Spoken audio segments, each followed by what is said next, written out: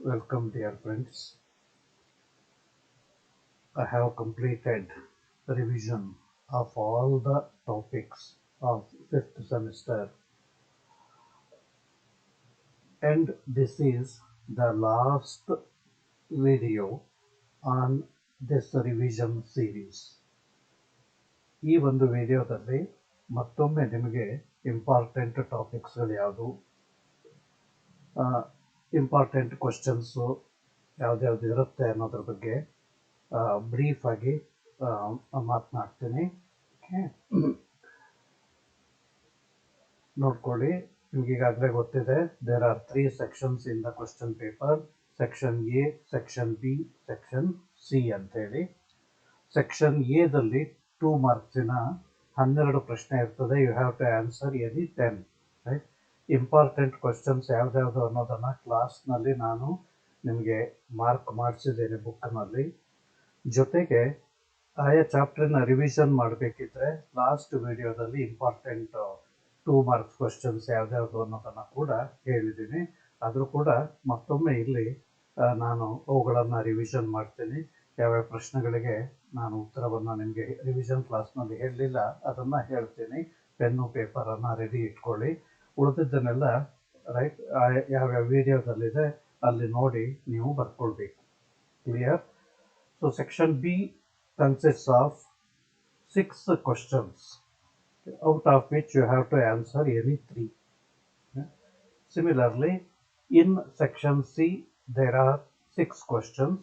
You have to answer any 3 out of these 3. Question number 13, that is case study, or the last question, is compulsory.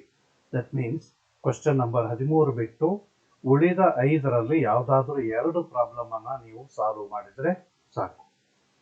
Clear? Okay. Let us look into the important questions and topics.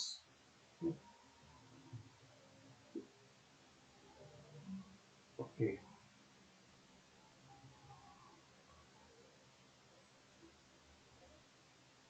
Two marks in a questions ನಲ್ಲಿ ನೋಡ್ಕೊಳ್ಳಿ. First chapter introduction ನಲ್ಲಿ most probable questions ಯಾವ್ದಾವ್ದು ಸಿಗುತ್ತೆ ನಿಮಗೆ. What is assessment year, what is previous year, what is gross total income, ಇವುಗಳನ್ನೆಲ್ಲ discussion ಮಾಡಿದ್ದೀವಿ. What is agricultural income? So agricultural income means income derived from land, which is situated in India,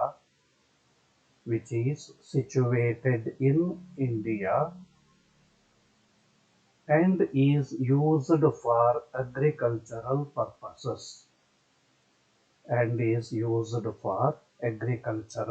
purposes. ಇಷ್ಟು ಬರೆದ್ರೆ ಸಾಕು. Okay. Income derived from land which is situated in India and is used for agricultural purposes. ಭಾರತದಲ್ಲಿ ಇರುವಂತಹ ಕೃಷಿ ಭೂಮಿ ಮತ್ತು ಕೃಷಿ ಉದ್ದೇಶಗಳಿಗಾಗಿ ಬಳಕೆ ಮಾಡಿಕೊಂಡಿದ್ದು ಅದರಿಂದ ಆದಾಯ ಬಂದಿದ್ರೆ ಅದನ್ನ ಏನಂತೇಳಿ ಕರಿತೀವಿ ನಾವು? ಅಗ್ರಿಕಲ್ಚರಲ್ ಇನ್ಕಮ್ ಅಂತೇಳಿ ಕರಿತೀವಿ. And remember, agricultural income is exempt from tax. Okay. Next, what is direct tax?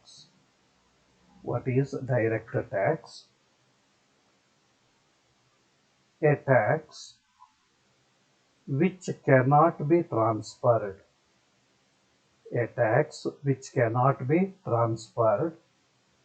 Is called as direct tax. That means it is to be paid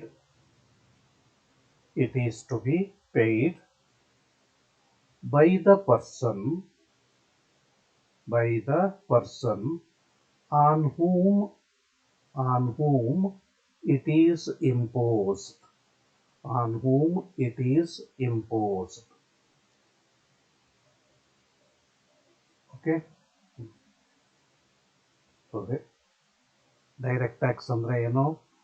ಯಾವ ತೆರಿಗೆಯನ್ನು ಬೇರೆಯವರಿಗೆ ವರ್ಗಾಯಿಸಲಿಕ್ಕೆ ಸಾಧ್ಯ ಇಲ್ವೋ ಆ ತೆರಿಗೆಯನ್ನು ನಾವು ಡೈರೆಕ್ಟ್ ಟ್ಯಾಕ್ಸ್ ಅಥವಾ ಪ್ರತ್ಯಕ್ಷ ತೆರಿಗೆ ಅಂತ ಹೇಳಿ ಕರಿತೀವಿ. ಅದರರ್ಥ ಯಾವ ವ್ಯಕ್ತಿಯ ಮೇಲೆ ಈ ತೆರಿಗೆಯನ್ನು ವಿಧಿಸಲಾಗಿದೆಯೋ ಅದೇ ವ್ಯಕ್ತಿ ಆ ತೆರಿಗೆಯನ್ನು ಪಾವತಿಸಬೇಕು. Okay, so these are the important questions in first chapter introduction. ನಾವು ಸೆಕೆಂಡ್ ಚಾಪ್ಟರ್ ರೆಸಿಡೆನ್ಷಿಯಲ್ ಸ್ಟೇಟಸ್ ನಲ್ಲಿ most likely questions: who is resident, who is ordinarily resident, who is non-resident. Okay, ನೋಡಿ, who is resident? A person who satisfies any one of the basic conditions is called as a resident. ರೆಸಿಡೆಂಟಿಗೂ ordinarily ರೆಸಿಡೆಂಟಿಗೂ ವ್ಯತ್ಯಾಸ ಇದೆ, ಗಮನಿಸ್ಕೊಳ್ಳಿ. A person who satisfies any one of the basic conditions is called as a resident. Who is ordinarily resident? A person who satisfies any one of the basic conditions and both the additional conditions is called as ordinarily resident. A person who satisfies any one of the basic conditions and both the additional conditions is called as ordinarily resident. Okay. Who is non-resident? A person who cannot fulfill any one of the basic conditions is called as non-resident. Or you can also write like this: a person who fails to satisfy any one of the basic conditions is called as non-resident. Nantara, give 4 or 5 examples of exempted incomes ಅಥವಾ tax free incomes ಅಂತೇಳಿ ಕೇಳ್ಬೋದು. Give 4 examples of tax free incomes are exempted incomes. ಯಾವ್ದಾವುದು? ಒಂದಂತೂ ಈಗಾಗಲೇ discussion ಮಾಡಿದ್ದೀವಿ, agricultural income. Number 2, dividend from Indian company. Number 3 ಬಂದಿದ್ದನ್ನೇ ಹೇಳ್ತಾ ಇದ್ದೇನೆ. Okay, number 3, past untaxed foreign income brought in to India.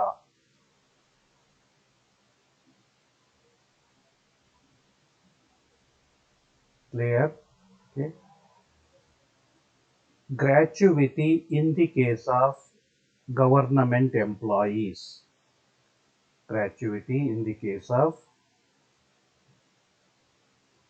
government employees.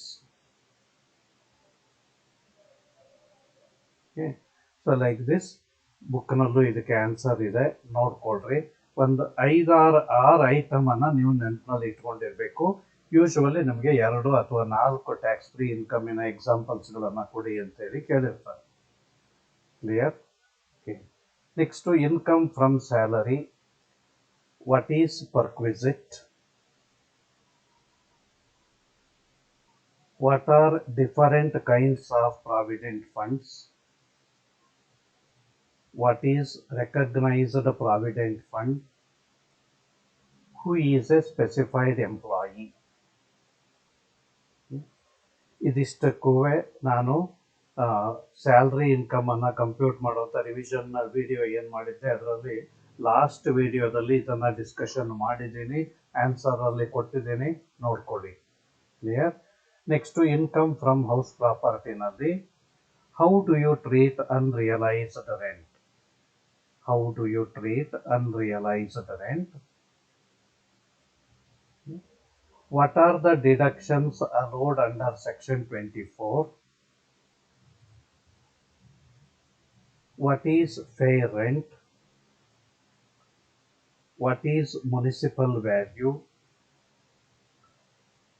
What is unfurnished house? ಪುನಃ ಈ ಎಲ್ಲ ಪ್ರಶ್ನೆಗಳಿಗೂ ಉತ್ತರ ನಿಮಗೆ ರಿವಿಷನ್ ವಿಡಿಯೋ ಲಾಸ್ಟ್ ವಿಡಿಯೋದಲ್ಲಿ ಇದೆ, ನೋಡ್ಕೊಳ್ಳಿ. Next income from business or profession ಅಲ್ಲಿ give any examples of any 4 disallowed expenses. Give examples of any 4 disallowed expenses. ಯಾವ್ದು income tax, wealth tax, reserve for bad debts, salary to proprietor, interest on capital. Disallowed expenses ಬಿಸ್ನೆಸ್ನಲ್ಲಿ ಮಾಡಿದಿರಲ್ಲ, ಯಾವುದಾದ್ರೂ ಒಂದು 4 ಐಟಮನ್ನು ಬರೆದ್ರೆ ಆಯಿತು. Clear? Then any 4 professional incomes. ಪ್ರೊಫೆಷನಲ್ಲಿ ಯಾವುದಾದ್ರೂ 4 ಇನ್ಕಮು, ಸಾಮಾನ್ಯವಾಗಿ ಮೆಡಿಕಲ್ ಪ್ರೊಫೆಷನ್ ಮೇಲೆ ಇರ್ತದೆ. ನೀವು ತಗೊಂಡ್ರೆ ಯಾವುದ್ಯಾವುದು consultation fees, visiting fees, x-ray fees, laboratory fees, right. ನಂತರ sale of medicines, right. So ಈ ಥರ ಒಂದು 4 ಎಕ್ಸಾಂಪಲ್ಸ್ಗಳನ್ನು ರೆಡಿಯಾಗಿ ಇಟ್ಕೊಂಡಿರಿ. Then what is depreciation? What is depreciation? ಒಂದು ಉತ್ತರ ಬರ್ಕೊಳ್ಳಿ. Depreciation means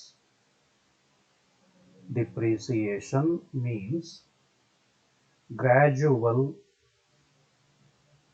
and continuous decline or decrease, gradual and continuous decrease in the value of fixed assets, in the value of fixed assets.